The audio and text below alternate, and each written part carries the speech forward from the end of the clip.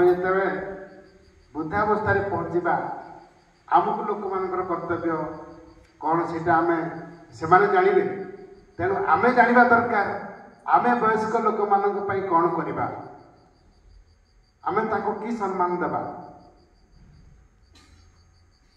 How to respect what is our duty and responsibility for the old age persons so let's take a pledge मो सारा जीवन मो परिवार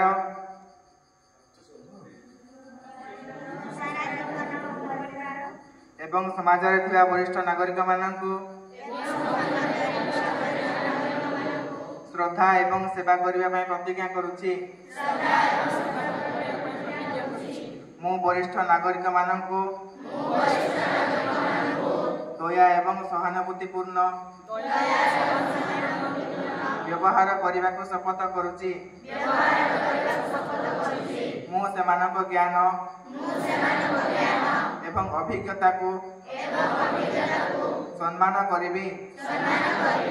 एवं सेमानक स्वर हेबाकू तथा सेमानक सहयोग करिबारे संपूर्ण रूपे प्रतिबद्ध रहिबी मु सेमानक अधिकार स्वार्थ विषय सचेतनता सृष्टि करिबा एवं वरिष्ठ नागरिक मानक प्रति हेउଥିବା दुर्व्यवहार वो अन्याय विरुद्ध लड़िया प्रतिबद्ध रहिबी आसंतु आमे समस्ते वरिष्ठ नागरिक मानक पई एक सहायक और समावेशी समाज गठन करने को संकल्प नेबा जेउठारे सेमाने श्रद्धा सम्मान और मर्यादार सह जीवन अतिबाहित करि पारिबे केमिति वृद्धा माने जीवनर परिणत बयस रे जतबेले पदार्पण करंती तांको जीवनर प्रतिटी मुहूर्त आम मानकर सदा सर्वदा सुख स्वच्छंद रे जीवन अतिबाहित करिवारे जे हमको सहयोगर हाथ बढ़ाती से होछन्ते हमर वयस्क वृद्ध व्यक्ति तो सेमानक उद्देश्य गोटे संस्कृत रे श्लोकटिया अछि नसा सभायत्र नसन्ति वृद्धा वृद्धा नते यत्र वदन्ति धर्मम् धर्मं नते यत्र वदन्ति सत्यं सत्यं न तत् उच्छलम् अभ्युपेति अर्थात नसा सभायत्र नसन्ति वृद्धा ए श्लोकर अर्थ हेउछि जे सेई सभा नुहे जोठारे वृद्ध लोक माने नाहंती अर्थात वृद्ध लोक माने थिले सेमानंकर गोटे सभारे सुचिंतित मत व्यक्त देबारे सहायक होइथांती जहा आगामी पीढ़ी पई नूतन दिग्दर्शन बा नूतन मार्गदर्शन करिवारे सहायक होइथा एवं जीवन को सरस सुंदर कुसुमित करिवारे ताकर प्रतिटी कथा आम मानकू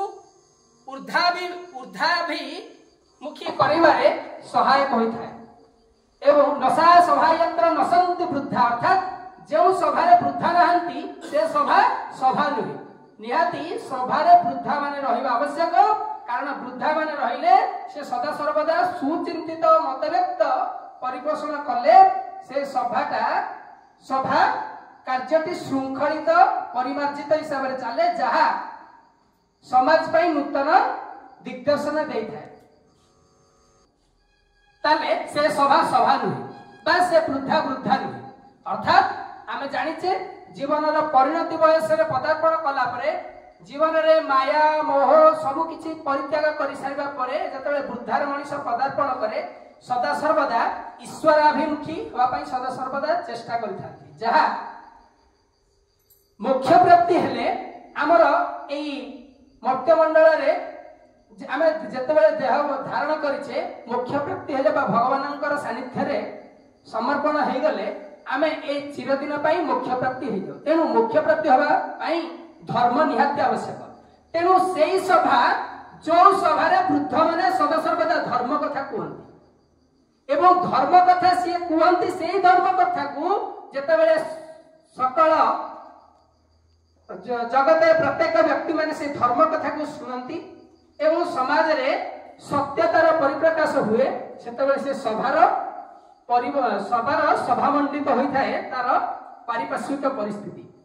सभार वृद्धा लोक माने नथिले से सभा सभा नुहे। जदि से सभार वृद्धा लोक माने रहिले से वृद्धा जदि धर्म कथा न कहले ताले से वृद्धा वृद्धा नुहे। पुणी से जदि धर्म कथा कहले से धर्म रे जदि सत्यता नहीं ताले से धर्म धर्म नुहे। अर्थात आगामी पीढ़ी पाई नूतन दिग्दर्शन देवा उद्देश्य रे जदि किछि पद सत्यता नहीं जदि सत्यर कोन होईची जे छलन युक्त सत्यता अछि ताले से सभा बा से वृद्धा वृद्धा नुहे। तेणु सदा सर्वदा वृद्धा लोक माने माने गुणी ज्ञानी सर्जन मंडली बोले एथि पई कहा जाए से जतिकि वक्तव्य देखांती सदा सर्वदा शालीनता सत्यता उपरे एवं धर्म पर आधारित होइଥାଏ। तेणु सेते बेले ताको जाय कि वृद्धा कहा जाय। तेणु एटा को क्षेत्र में जाय जेते जीवन परिणत बयस आसी जाय।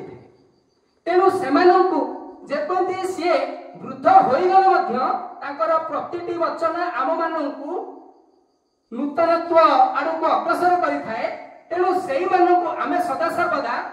सेमानंकर हस्त आम ऊपर जेते दिन पर्यंत थिबो सेमानंकर कथा आमे जेते दिन पर्यंत हमर कार्य लगौथिबा एवं सेमानंकर प्रतिटी कार्य को आमे अनुध्यान करी जे पर्यंत आम जीवन को कुसुमित करौथिबा सेते पर्यंत आम जीवन सुख स्वच्छंद रे जीवन अतिबाहित हो एते मात्र संदेह नहीं। तेणु से वृद्धा मानक तो सेवा करबा होचे हमर परम कर्तव्य। जेहेतु सी आम मानक एते मूल्यवान मणिरत्न सदृश तांकर किछि सुचिंतित मत व्यक्त दउछंदी। तेणु से मानक सेवा करबा अर्थात से मानकर जर रोग व्याधि समय रे से मानक उपयुक्त शुश्रूषा करबा एवं से मानकर जीवन रे घटी जाइथिबा अकुहा कथा बा जीवन रे घटी जाइथिबा किछि केई मूल्यवान कथा गुडी को तांका ठारू संग्रह करी आम जीवन को किभली से समस्या रु दूरीभूत करी